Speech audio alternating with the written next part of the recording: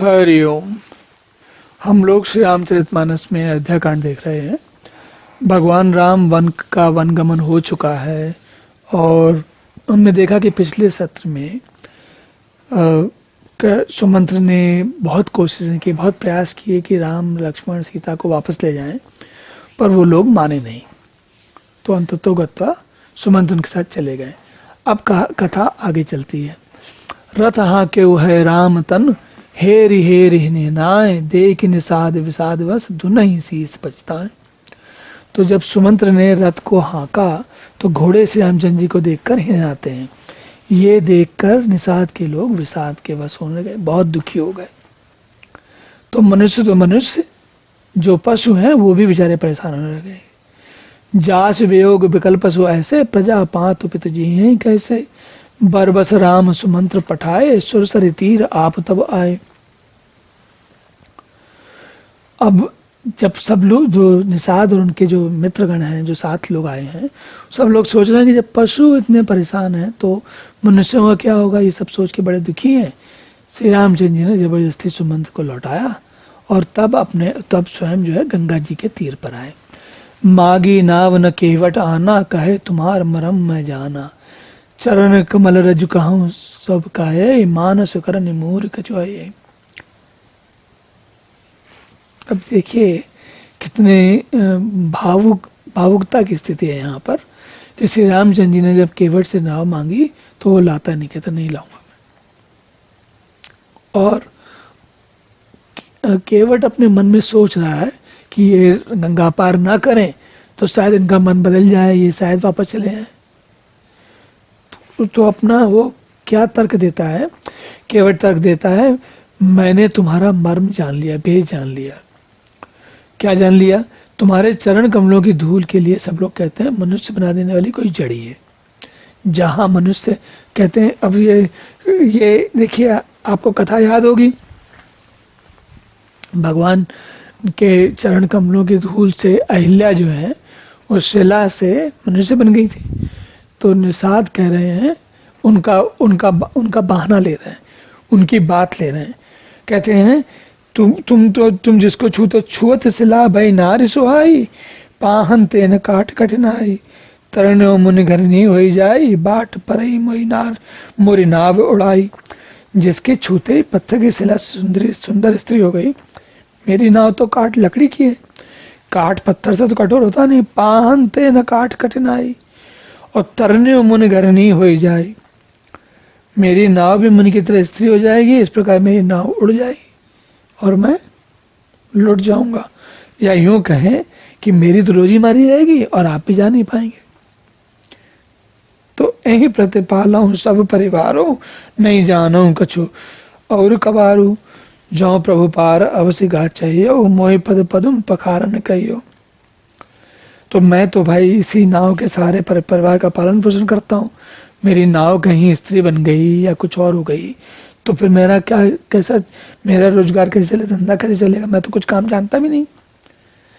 फिर वो कहता है, केवट कहते हैं, यदि तुम, हे प्रभु, यदि तुम अवश्य ही पार जाना चाहते हो तो मुझे पहले अपने चरण कमल पखार ले लो, धो देने के लिए कह दो। ये क्यों कह रहा है? देखिए, सोचिए।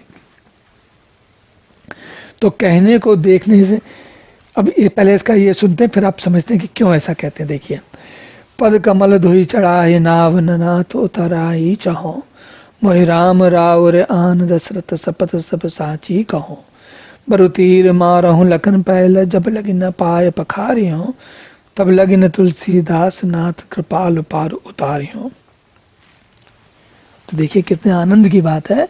वो कह रहे हैं, हे नाथ, मैं चरण कमल धोकर आप लोगों को नाव पर चढ़ा लूंगा, आपसे किसी से कोई उतराई नहीं चाहिए। हे राम, आपकी दुहाई दशरथ की सौगंध है, मोहि राम राउर आन दशरथ शपथ सब साचे कहें। दशरथ की शपथ से मैं सच सच कह रहा हूँ। क्या कहता हूँ? बरु तीर मारो लखन पे, लक्ष्मण चाहे भले मुझे तीर मारे, पर जब तक मैं पैर पखार नहीं लूंगा तब तक तुलसीदास, हे तुलसी के नाथ, तब लगी न तुलसीदास नाथ। तुलसीदास के नाथ कौन है? भगवान राम है। हे कृपालु, मैं पार नहीं उतारूंगा। तो यह कविता में जो दोहा लिखा है तुलसी जी ने, उन्होंने कहा, कवि ये तो लिखी है कि केवट जो है बहुत ऐसे भाव से भगवान के पैर धोना चाह रहे हैं।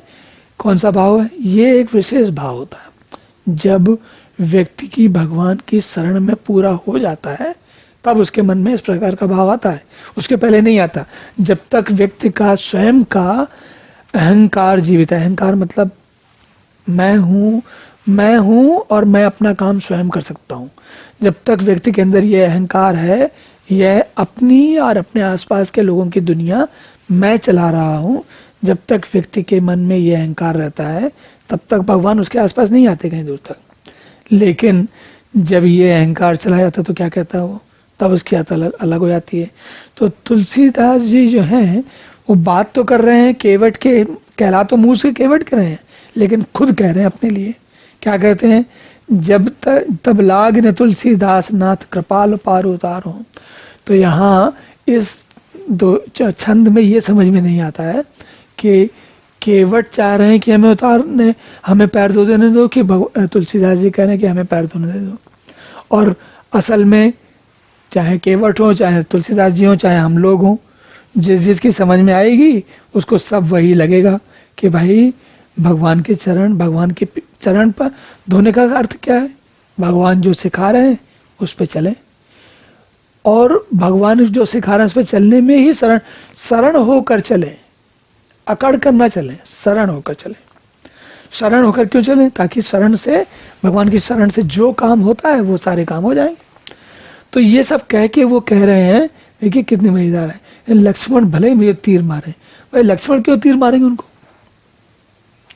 तो लक्ष्मण तीर मारने की बात ये हो रही है कि मान लीजिए उद्दंडता कर रहे हैं, भगवान राम कह रहे हैं कि ले चलो, और नहीं ले आ रहे हैं, तो क्या होगा? लक्ष्मण को तो तुरंत गुस्सा आ जाएगा, वो कहेंगे उठाएंगे तीर और धनुष, बोलेंगे मारते हैं तुमको तीर, अभी तक तुमको समझ में नहीं आया कि क्या कहा जा रहा है, कहाँ जाना है। तो ये सारी बात उन्होंने पहले से ही कह दी अपनी। हम जानते हैं कि केवट और लक्ष्मण रात भर बात की आपस में, तो केवट को पता है कि लक्ष्मण का स्वभाव कैसा है। और फिर अब आगे देखिए क्या कहते हैं। तो कहते हैं, सुन केवट के बैन प्रेम लपेटे अटपटे, बे से करुणा ऐन चितई जान की लखन तन। क्या बात है! केवट के प्रेम में लपेटे अटपटे वचन सुनकर रामचंद्र जी, जानकी जी और लक्ष्मण जी सब लोग को देखकर, रामचंद्र जी, जानकी जी और लक्ष्मण जी को देखते और हंसते। क्या हंसे? कृपा सिंधु बोले मुस्काई, सो करो जय तब नाव न जाई, बेगी आनु जल पाए पखारो, होते विलंब उतारे ही पारो। तो भगवान कहते हैं, अरे भाई तुमको जो समझ में आए करो, जिससे तुम्हारी, वही तुम करो जिससे तुम्हारी नाव न जाए, पर जल्दी पानी लाओ, पैर धो लो, देर हो रही है, पार उतार दो। जा सुनाम सुमृत एक बारा, उतरे नर भव सिंधु अपारा, सोई कृपालु केवट ही निहोरा, जेहु जगु किए पगौत थोरा। जिसका नाम स्मरण करते मनुष्य अपार भाव सागर के पार उतर जाता है, जिन्होंने जगत को 3 पग से भी छोटा कर दिया था। याद करिए बाली के लिए जो वो वामन रूप लिया था उन्होंने, वही कृपालु श्री रामचंद्र जी गंगा से पार जाने के लिए केवट का नियोर कर रहे हैं। बताइए, उतरे नर भव सिंधु अपारा, पद नख निरख देव सर हर्षि, सुनि प्रभु बचन मोहि मति करसी, केवट राम रजाय सुपावा, पानी कटफता भरी लेव आवा। प्रभु के इन वचनों को सुनकर गंगा जी की बुद्धि मोह से खिंच गई कि हाँ, देखिए कितना आनंद की बात है। अब केवट की बात तो थी, गंगा जी क्या सोच रही मन में, जरा उसका आनंद लीजिए। प्रभु के इन वचनों को सुनकर गंगा जी की बुद्धि मोह से खिंच गई। क्या, क्यों सिख गई? कि भाई भगवान होकर भी पार उतारने के लिए केवट का निहोरा कैसे कर रहे हैं? पर जैसे ही भगवान पास पहुंचे तो उनके चरण कमल गंगा जी तुरंत पहचान गई, और जब पहचान गई तो वो हर्षित हो गई। वो समझ गई कि भगवान तो नरलीला कर रहे हैं, इससे उनका मोह नष्ट हो गया। इन चरणों का स्पर्श प्राप्त करके मैं धन्य होंगी, यह विचार गंगा जी को बहुत हर्षित कर देता है और केवट श्री रामचंद्र जी की आज्ञा पाकर कठौते में भरकर जल ले आया। तो तैयारी पूरी चल रही है। अति आनंद उमगे अनुरागा, चरण सरोज पखारन लागा, बरस सुमन सुर सकल से हाई, यही सम पुण्य पुंज कोई नाई। तो विस्तार आज बड़े प्रेम से भगवान के चरण धोने लगे। देवताओं को तुरंत पता चल गया कि भाई ये तो बड़ी धांसू बात हो रही है, बहुत अच्छी बात हो रही है। तो उन्होंने क्या किया, सब लोग तुरंत फूल बरसाने लगे। देखिए हमने बार बार देखा है, देवता लोग जो है वो कहीं अगल बगल घूमते रहते हैं और जैसे कोई अच्छा काम होता है तुरंत फूल बरसाने लगते हैं। ये बिल्कुल तय मामला है। पद पखार जलपान करी, आप सहित परिवार, पितर उपार करे प्रभु पुनि, मुदित गये ले पार। चरणों को धोकर सारे परिवार से स्वयं उस जल को पीकर पहले फिर बड़े प्यार से भाव सागर से पार, आनंद मतलब जो भगवान जो सबका भाव सागर से पार कराते हैं, उन भगवान को केवट गंगा के पार कराने ले गया। उतर ठाड़ भय सुर शरीरेता, सिय राम गोलक समेता। केवट उतर दंडवत कीना, प्रभु सकुच यही नहीं कछु दीना। निषाद राजा लक्ष्मण जी सहित जब नाव से चले गए, दूसरी तरफ पहुंच गए, बालों में खड़े हो गए, तब केसर ने उतर कर दंडवत की। तो जब भगवान ने सोचा कि इसको कुछ दिया नहीं हमने, तो जब अब यहाँ देखिए कितने आनंद की स्थिति है, कितने प्रेम की मगन होने वाली स्थिति है कि भगवान मन में सोच रहे हैं और सीता जी तुरंत भाप गई कि ये कुछ गड़बड़, ये इनको क्या चाहिए। तो उन्होंने क्या किया, पी ऐसी की जान निहारी, मन मुद्री तो तारी, कहो कृपाल ले उतराई, केवट चरण गए अकुलाई। तो सीता जी ने अपनी उंगली में अंगूठी थी उसको तुरंत उतारा और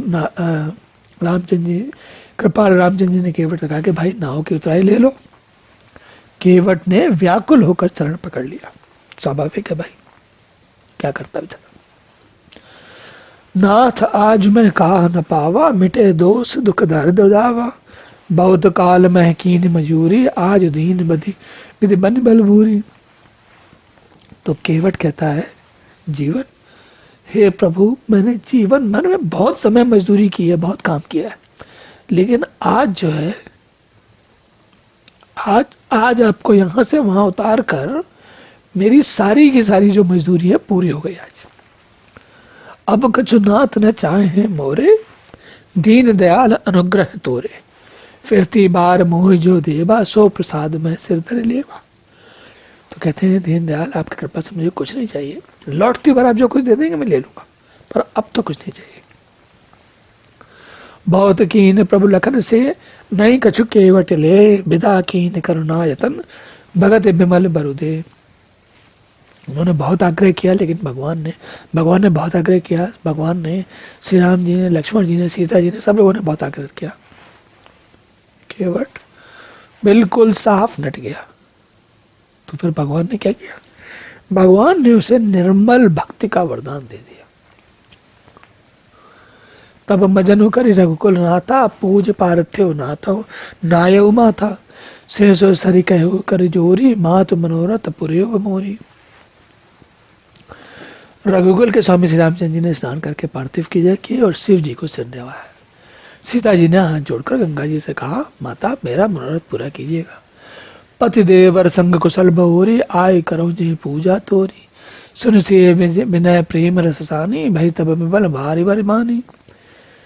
तो सीता जी कहते हैं कि मैं पति और देवर सहित कुशल पूर्वक लौट कर तुम्हारी पूजा करूं, इसके लिए मुझे आशीर्वाद दो। सीता जी की प्रेम रस में सुनी वाणी सुनकर गंगा जी के निर्मल जल में से श्रेष्ठ वाणी हुई। कहते हैं चलिए अब यहीं रुकते हैं, अगले सत्र में पुनः मिलेंगे।